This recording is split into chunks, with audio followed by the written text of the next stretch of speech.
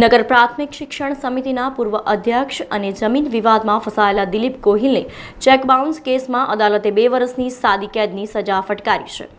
શહેરના Gotri main road પર ISKCON હાઇટ્સમાં રહેતા અને સુભાનપુરા અતિથિ ગૃહ પાછળ કીર્તિ ક્લાસ ચલાવતા નગર પ્રાથમિક શિક્ષણ સમિતિના પૂર્વ અધ્યક્ષ દિલીપ ગણપતસિંહ ગોહિલ સન 2017-18માં ગોરવા વિસ્તારમાં વિનાયક 44 નામની ફ્લેટની સ્કીમ મૂકી હતી અને જે સ્કીમમાં છાણી જકાતનાકા પાસે આવેલ શિલાલેખ ફ્લેટમાં રહેતા જશવંત કાશીરામભાઈ પટેલ એક ફ્લેટ બુક કરાવ્યો હતો।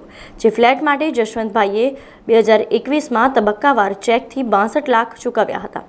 ત્યારબાદ જશવંતભાઈએ ફ્લેટનું વેચાણ દસ્તાવેજ કરવા દિલીપ ગોહિલને વાત કરી હતી, પણ દિલીપ ગોહિલ ગોળ વાતો કરી સમય વ્યતીત કરતો હતો અને ફેબ્રુઆરી 2024માં દિલીપ ગોહિલે વેચાણ દસ્તાવેજ કરી આપવા સક્ષમ ન હોવાનું જણાવ્યું હતું અને જશવંતભાઈને ટુકડે રૂપિયા પરત આપવા જણાવી સમજૂતી લેખમાં 62 લાખને બદલે 59 લાખ આપવા તૈયાર થયા હતા। જેના પેટે દિલીપ ગોહિલે સુભાનપુરામાં આવેલી બેંક ઓફ બરોડાના 5 લાખના 11 અને 4 લાખનો એક ચેક આપ્યો હતો।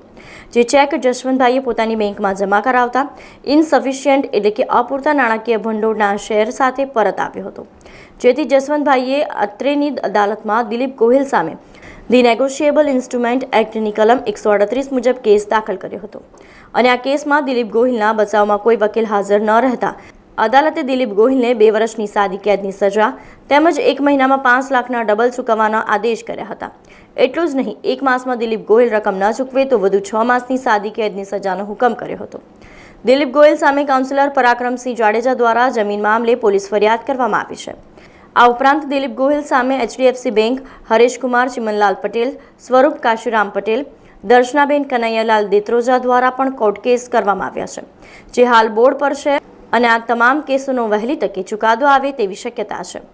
સમાચારોના સતત અપડેટ માટે TNN ન્યૂઝને YouTube પર સબસ્ક્રાઇબ કરી બેલ આઇકોન પ્રેસ કરો અને અમારી સાથે જોડાયેલા રહો Facebook, Instagram અને Twitter ઉપર।